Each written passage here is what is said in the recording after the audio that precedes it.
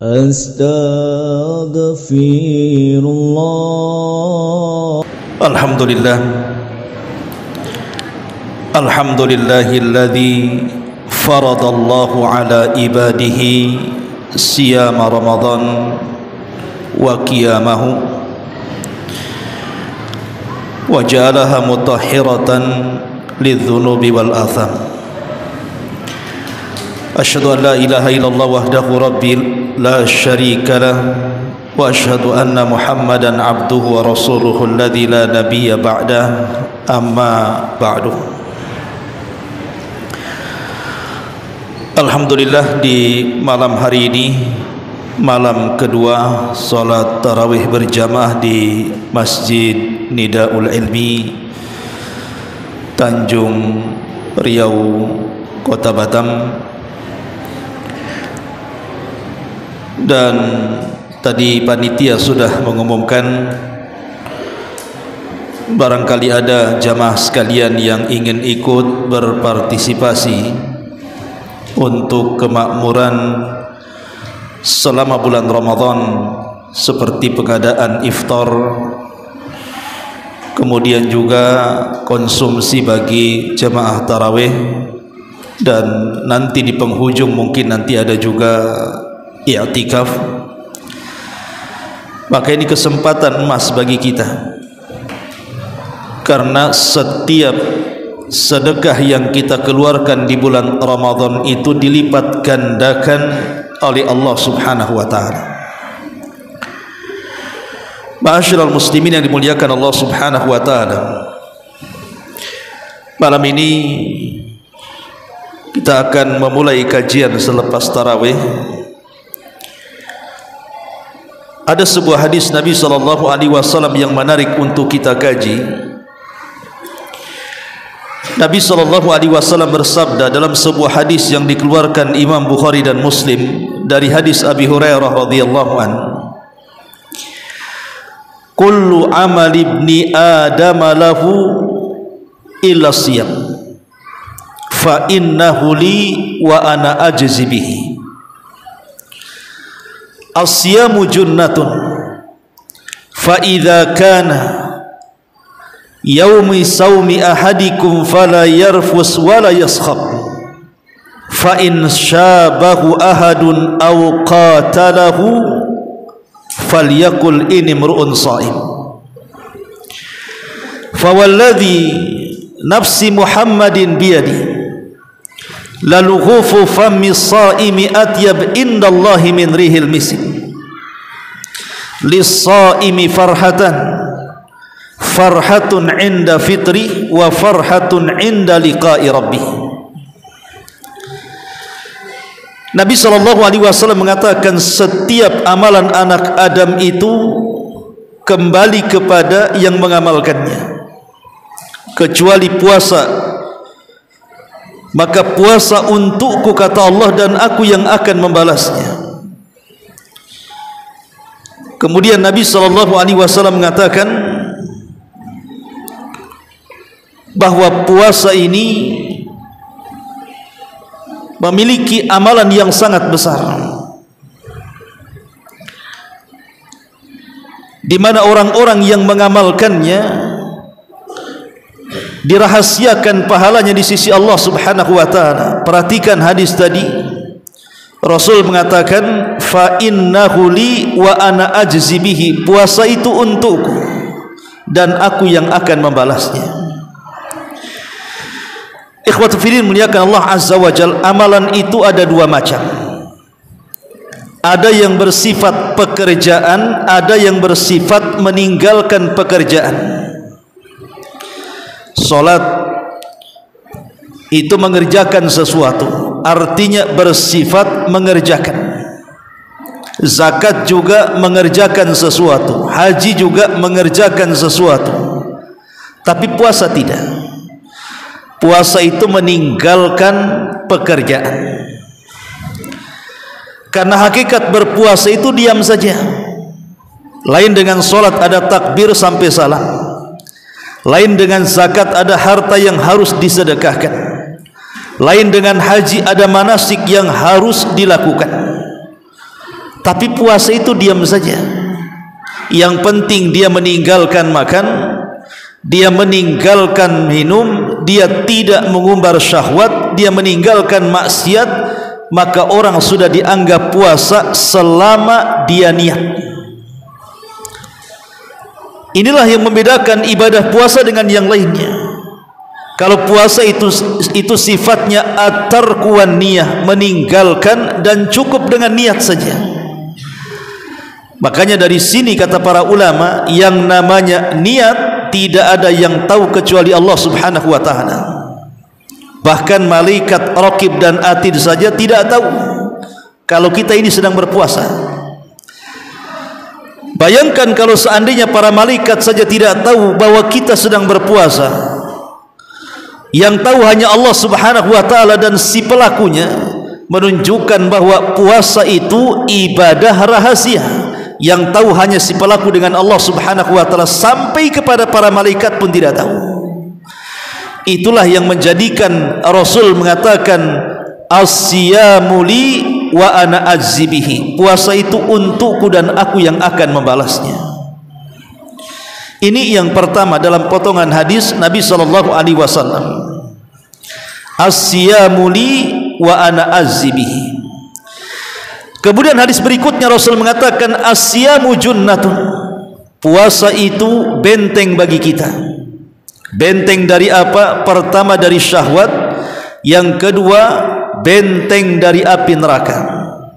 Makanya ada hadis yang mengatakan man shoma yauman fi sabilillah ba'adallahu wajhahu 'anil nari sab'ina kharifah.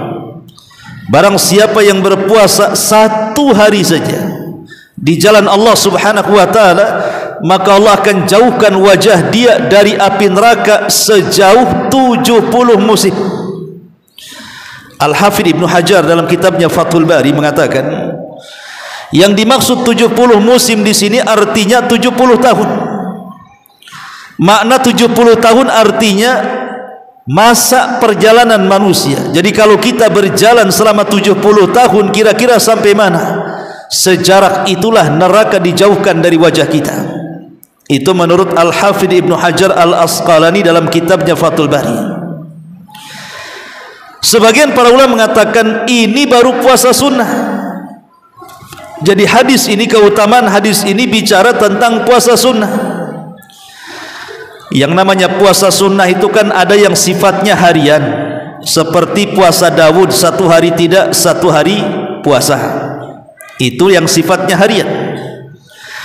Ada puasa itu yang sifatnya pekanan, Senin dan Kamis. Ada puasa itu yang sifatnya bulanan, 3 hari dalam sebulan yang disebut dengan ayyamul bid. Ini disebut puasa sunnah namanya. Ada 15 hari dalam sebulan, ada 8 hari dalam sebulan, ada 3 hari dalam sebulan. Puasa Daud 15 hari, Senin Kamis 8 hari, ayyamul bid 3 hari, dan Ramadan 30 hari. Lah kalau seandainya puasa sunnah saja sedemikian besarnya pahalanya, dijauhkan kita dari api neraka sejauh 70 perjalanan, macam mana pula dengan puasa wajib? Puasa Ramadan 1 bulan lamanya, maka tentu lebih dijauhkan lagi wajah kita dari api neraka. Itulah makna as-saumu junnah. Kemudian Nabi SAW menyebutkan adabnya. Kalau puasa kita ingin bernilai pahala besar, ingat syarat yang disebutkan Rasul dalam hadis ini. Idza kana saumi yaumi ahadikum fala yarfuth wala yaskhab. Apabila salah seorang di antara kalian sedang berpuasa, pertama fala yarfuth, jangan mengeluarkan kata-kata kotor. Artinya dilarang gibah, dilarang namimah, dilarang mencaci, dilarang memaki, dilarang mengeluarkan kata-kata kotor, mengeluarkan laknat, menyebut kata-kata binatang, dan begitu seterusnya. Karena ini yang menghilangkan pahala puasa. Bahkan lebih daripada itu, lihat Rasul mengatakan wala yaskhab. Apa makna yaskhab? Sebagian pensyarah hadis mengatakan yaskhab itu artinya orang yang sedang berpuasa dilarang marah. Ini yang paling berat. Mungkin di antara kita bolehlah menjauh dari ghibah, menjauh dari namimah, tidak mengeluarkan kata-kata kotor, tapi kalau menjaga emosi itu kadang berat itu. Tapi memang itu syaratnya. Kalau puasa kita ingin diberikan pahala besar, yang pahalanya dirahasiakan antara si pelaku dengan Allah Subhanahu wa taala, saat puasa dia tidak boleh marah. Jadi sepanjang puasa dari terbit fajar sampai terbenam matahari, betul-betul dia menjaga tensinya. Tidak boleh marah, apalagi marah-marah. Marah saja tidak boleh, apalagi marah-marah. Karena hadis setelahnya, lihat kata Rasul, fa in sabahu ahadun, kalau ada orang yang memancing-mancing emosi dia, au qatalahu, ataupun mengajak kelahi, apa kata Nabi SAW? Falyakul inimru'un shaim, afwan, saya lagi puasa. Dia sampai Rasul memberikan solusi supaya kita tidak terpancing emosi, maka kita disuruh mengatakan saya sedang puasa. Karena biasanya sedang puasa itu banyak perkara-perkara yang membuat orang emosi. Maklum, orang puasa itu lagi lapar, mudah terpancing emosinya. Lagi haus, mudah terpancing emosinya. Lagi tertahan syahwatnya, mudah terpancing emosinya. Tapi Rasul mengatakan orang yang berpuasa itu tidak boleh marah.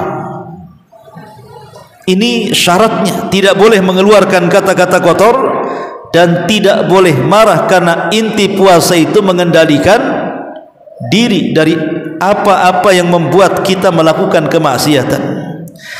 Kemudian Nabi SAW mengatakan, walladzi nafsi Muhammadin biyadi, lalughufu fammi shaim atyab indallahi min rihil misk, demi jiwa yang zat Muhammad berada di tangannya, sungguh bau mulut orang yang berpuasa itu lebih harum di sisi Allah dibandingkan minyak kasturi atau minyak misik. Antum tahu minyak misik? Minyak misik itu diambil dari menjangan, kijang. Tahu kijang? Bukan mobil kijang. Kijang ini syaratnya harus lari. Jadi lari sekencang-kencangnya. Kemudian kalau dia sudah kelelahan, kemudian diikat, maaf kemaluannya, nanti ada setetes air zat biang daripada minyak misik itu. Lihat bagaimana biang misik itu sesusah itu ngambilnya, karena itu asalnya dari darah kijang. Artinya tidak mudah mengambil biang minyak misik itu. Makanya minyak misik itu minyak termahal di dunia, karena memang susah untuk mengambilnya. Makanya kalau ada sekarang orang jual-jual kok ada merek misik, itu tidak jelas, no. Susah mencari minyak misik itu. Tapi lihat bagaimana Nabi SAW mengatakan bau mulutnya orang yang berpuasa lebih harum di sisi Allah, bukan di sisi manusia ya. Di sisi Allah Subhanahu wa taala melebihi minyak misik ataupun kasturi. Sebagai balasan al-jaza min jinsil amal, karena biasa orang puasa itu kan bau mulutnya, ikhwan. Maksudnya di hadapan manusia, bau mulut orang puasa itu memang bau sekali. Maklum ketika kosong perut kalau kita ngomong pasti bau. Tetapi balasan itu sebagaimana al-jaza min jinsil amal, balasan itu disesuaikan dengan jenis amalannya. Karena di dunia bau mulutnya di hadapan manusia, maka di sisi Allah diangkat bau mulutnya lebih harum dibandingkan minyak kasturi. Kemudian Rasul menutup hadisnya, as-saimi farhatan, orang yang berpuasa itu ada dua kebahagiaan. Pertama, farhatun inda fitri, yang kedua farhatun inda liqa'i rabbi. Kebahagiaan saat berbuka. Kebahagiaan saat berbuka tentu ada dua. Pertama, kita bisa merasakan nikmat arti daripada lapar dan dahaga. Kalau orang makan ketika kenyang, tentu dia tidak akan merasakan nikmat makan. Kalau ada orang minum ketika tidak haus, dia tidak akan merasakan nikmat minum minuman itu. Tapi coba ketika kita lapar kemudian kita makan, ketika kita haus kemudian kita minum, disitulah hakikat nikmat yang harus kita syukuri. Dan yang kedua, di saat-saat itulah setiap doa orang yang berpuasa mustajab. Adapun nikmat di sisi Allah Subhanahu wa taala, karena nanti puasa itu akan datang menghadap Allah Subhanahu wa taala dan mengatakan, ya Rabb, mana'tuhu ta'ama wasyaraba syahwa. Ya Rabb, gara-gara aku kata puasa, orang ini menahan lapar, menahan haus, menahan syahwat. Fasyafi'ni fi, berikan syafaat karenaku. Jadi syafaat akan datang kepada Allah. Puasa akan datang kepada Allah memberikan syafaat. Disitulah letaknya kenikmatan kita berjumpa dengan Allah saat berpuasa. Karena puasa itu datang kepada Allah akan memberikan syafaat. Bahkan lebih daripada itu, bahwa pahala puasa itu tidak akan diserahkan kepada kita yang mengamalkannya. Makanya nanti pada hari kiamat aman pahala puasa kita itu, karena yang memegang Allah Subhanahu wa taala langsung. Kalau amalan salat tidak aman karena kita yang pegang. Kalau zakat, pahala zakat tidak aman karena kita yang pegang. Kalau haji juga tidak aman karena kita yang pegang. Jadi nanti pada hari kiamat, kalau ada yang menuntut dari orang-orang yang pernah kita zalimi di dunia, mereka menuntut pahala salat, pahala zakat, pahala haji, pahala baca Quran, tidak akan aman. Pasti kita akan berikan kepada mereka. Tapi khusus pahala puasa tidak dipegang kita, Allah yang pegang. Makanya kenapa pahala puasa itu tidak bisa dirampas. Tidak bisa dirampas. Dan dari sekian ibadah rukun Islam, yang paling banyak pahalanya itu dari semua rukun-rukun Islam setelah syahadat adalah puasa. Jadi pahala puasa itu menandingi pahala salat, menandingi pahala zakat, bahkan menandingi pahala haji. Oleh karena itulah, maka karena besarnya pahala puasa, maka wajar kalau seorang mukmin itu berbahagia apabila datang bulan Ramadan, karena mereka bisa meraih pahala sebanyak-banyaknya. Wallahu a'lam bishawab. Insyaallah mungkin mulai besok kajian kita fokuskan kepada tafsir Al-Quran selama Ramadan, dan nanti insyaallah juga akan diselang-seling, mungkin beberapa ustaz juga akan ngisi selepas tarawih supaya tidak bosan. Subhanakallahumma bihamdika asyhadu an la ilaha illa anta astaghfiruka wa atubu ilaik. Allahu ta'ala alam. Assalamualaikum warahmatullahi wabarakatuh.